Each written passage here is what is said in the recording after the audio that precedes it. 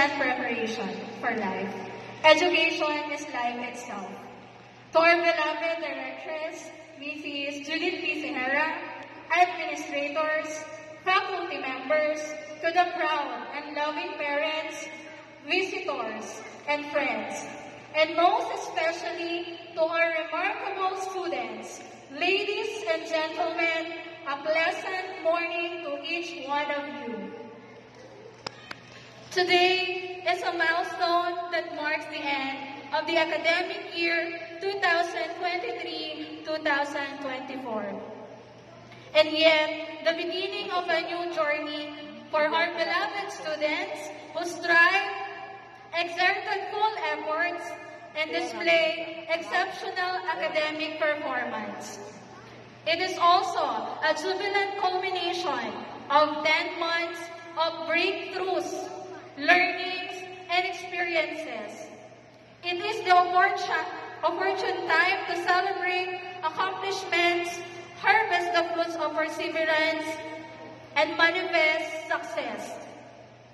This year's theme, Kabataang Pilipino para sa matatag na kinabukasan ng bagong Pilipinas, bright lines the youth's powerful role in paving the way towards a resilient future that exemplifies the new Philippines.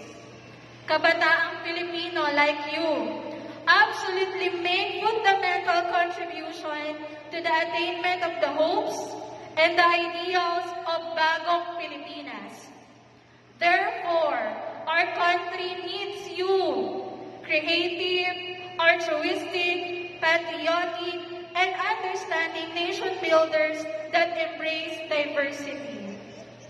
So, to our students, Brazilians, as you embrace the next chapter of your lives, remember that you have the power to shine the future of our nation. Embrace the opportunities that lie ahead with courage, curiosity, and compassion.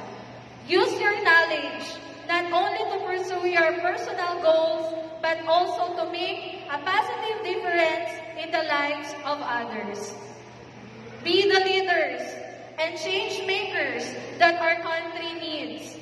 And never forget the values and lessons you have learned throughout the journey. Let us move forward behind the vision of Kabataang Pilipino para sa matatag na kinabukasan ng bagong Pilipinas with renewed purpose and determination. Continue to learn, grow, and challenge yourself in everything you do. The future of our nation is bright, and it starts with each and every one of you. To all unsung heroes, our diligent teachers who have done their tremendous task, a job well done. And to all the parents and guardians who are celebrating this momentous event, especially with us, we thank you for all the untiring sacrifices, hard work, and support in providing for the needs of your children.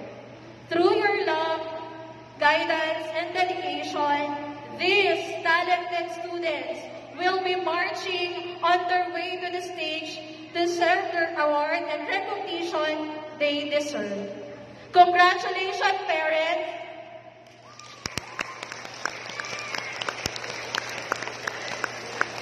And congratulations to all students on your hard-earned success.